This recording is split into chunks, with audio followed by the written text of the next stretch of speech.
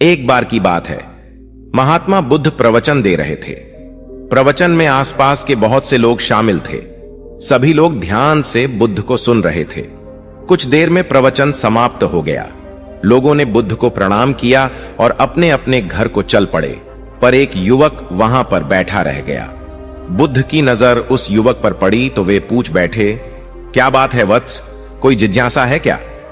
युवक बुद्ध के पास गया और प्रणाम करके बोला, प्रभु, बहुत उलझन में हूं। जितना इस बारे में सोचता हूं उतना ही उलझ जाता हूं। कैसी उलझन है वत्स? बुद्ध ने प्रश्न किया।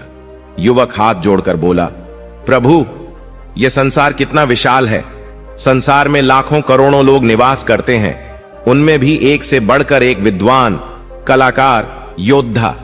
ऐसे में उन सबके बीच मुझ जैसे सामान्य प्राणी का क्या मूल्य है? युवक की बात सुनकर बुद्ध मुस्कुरा दिए। वे बोले, तुम्हारी जिज्ञासा का उत्तर मिल जाएगा, पर इसमें थोड़ा सा समय लगेगा। क्या तब तक मेरा एक छोटा सा काम कर सकते हो? प्रभु, यह तो मेरे लिए गर्व का विषय है कि मैं आपके काम आ सकूं। युवक ने पुनः अपने हाथ जोड़ दिए। आप आदेश करें प्रभु। बुद्ध ने युवक को एक चमकीला पत्थर देते हुए कहा, तुम्हें इस पत्थर का मूल्य पता करना है, पर ध्यान रहे इसे बेचना नहीं है, सिर्फ मूल्य पता करना है। जैसी आज्ञा प्रभु। कहते हुए युवक ने बुद्ध से वह पत्थर ले लिया।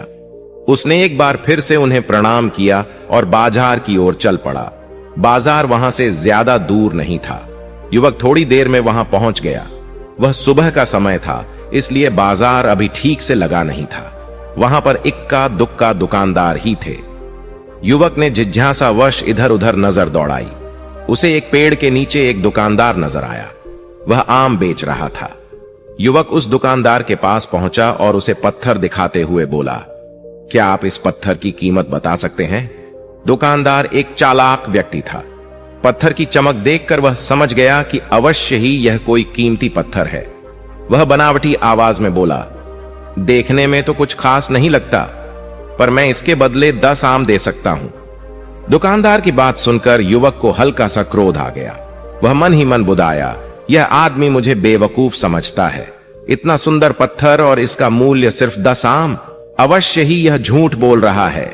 युवक को चुप देखकर दुकानदार बोल उठा, क्या कहते हो, निकालूं आम? पर युवक ने दुकानदार को कोई जवाब नहीं दिया। वह चुपचाप आगे बढ़ गया। सामने एक सब्जी वाला अपनी दुकान सजा रहा था। युवक उसके पास पहुंचा और उसे पत्थर दिखाते हुए उसका मूल्य पूछा। उस पत्थर को देखकर सब्जी वाले की आंखें खुशी से चमक उठीं। वह मन ही मन सोचने लगा, यह पत्थर तो बहुत कीमती जान पड़ता है। अगर यह मुझे मिल जाए तो मजा ही आ जाए। क्या हुआ भाई, कहां खो गए? युवक ने दुकानदार की तंद्रा तोड़ी। सब्जी वाला चौंकता हुआ बोला, कुछ नहीं, मैं तो बस मन ही मन इसकी कीमत की गणना कर रहा था। वैसे मैं इस पत्थर के बदले एक बोरी आलू दे सकता हूं।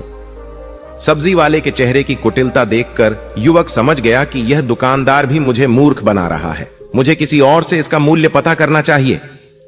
यह सोचता हुआ युवक आगे बढ़ गया। सब्जी वाला दुकानदार ने युवक को पीछे से आवाज लगाई, क्या हुआ भाई, अगर आपको यह मूल्य कम लग रहा है तो बताएं तो सही, मैं इसे बढ़ा दूंगा। पर युवक ने उसकी बात पर ध्यान नहीं दिया। वह इधर उधर किसी ऐसे व्यक्ति को खोजने लगा जो जानकार हो और उस पत्थर की सही मूल्य बता सके। युवक को लग रहा था कि अवश्य ही यह कोई कीमती पत्थर है। शायद कोई जौहरी इसका सही मूल्य बता सके। यह सोचता हुआ युवक एक जौहरी की दुकान पर पहुंचा। जौहरी अपनी दुकान को अभी खोल ही रहा था। उसने युवक को अपनी दुकान की ओर आते हुए दूर से देख लिया था। साथ ही उसने युवक का हुलिया देखकर यह भी भांप लिया था कि यह कोई गरीब व्यक्ति है जो संभवतः कोई गहना बेचने आया होगा।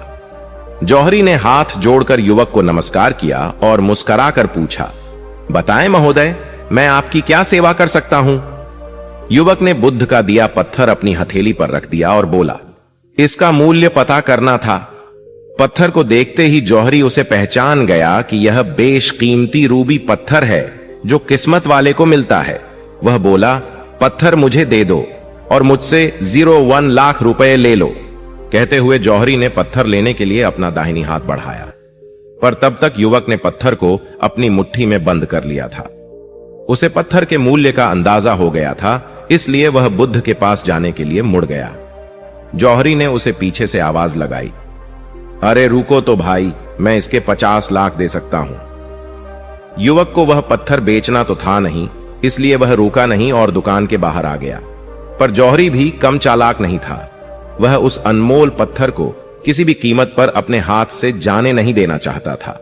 वह दौड़कर उसके आगे आ गया और हाथ जोड़कर बोला, तुम ये पत्थर मुझे दे दो, मैं इसके बदले 01 करोड़ देने को तैयार हूं। युवक को जौहरी की बातों में अब कोई रुचि नहीं रह गई थी। वह जल्द से जल्द बुद्ध के पास पहुंच जाना चाहता था, इसलिए न तो वह रुका और न ही उसने जौहरी की बात का कोई जवाब दिया। वह तेज तेज कदमों से बुद्ध के आश्रम की ओर चल पड़ा। जौहरी ने पीछे से आवाज लगाई, ये अत्यंत मूल्यवान पत्थर है, अनमोल है, तुम जितने पैसे कहोगे मैं दे दूंगा। यह सुनकर वह युवक परेशान हो गया। उसे लगा कि कहीं पत्थर के लालच में जौहरी उसे पकड़कर जबरदस्ती न करने लगे, इसलिए वह तेजी से आश्रम की ओर दौड़ पड़ा। युवक जब बुद्ध के पास पहुंचा तो वह बुरी तरह से हाँफ रहा था। उसे देखकर बुद्ध मुस्कुरा दिए, फिर भी उन्होंने अपने चेहरे से कुछ भी जाहिर नहीं होने दिया।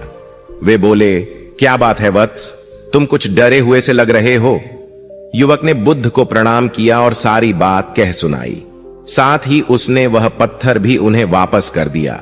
बुद्ध बोले, आम वाले ने इसका मूल्य 10 आम बताया, आलू वाले ने 1 बोरी आलू और जौहरी ने बताया कि यह अनमोल है। इस पत्थर के गुण जिसने जितने समझे, उसने इसका मूल्य उसी हिसाब ने लगाया। ऐसे ही यह जीवन है। प्रत्येक व्यक्ति खान से निकले हुए एक हीरे के समान है, जिसे अभी तराशा नहीं गया है। जैसे जैसे समय की धार व्यक्ति को तराशती जाती है, व्यक्ति की कीमत बढ़ती जाती है। यह दुनिया व्यक्ति को जितना पहचान पाती है, उसे उतनी ही महत्ता देती है। कहते हुए बुद्ध एक क्षण के लिए रुके, फिर बोले, किंतु आदमी और हीरे में अंतर यह है, हीरे को कोई दूसरा तराशता है और व्यक्ति को अपने आप को स्वयं ही तराशना पड़ता है। और जिस दिन तुम अपने आप को तराश लोगे, तुम्हें भी तुम्हारा मूल्य बताने वाला कोई ना कोई जौहरी मिल ही जाएगा।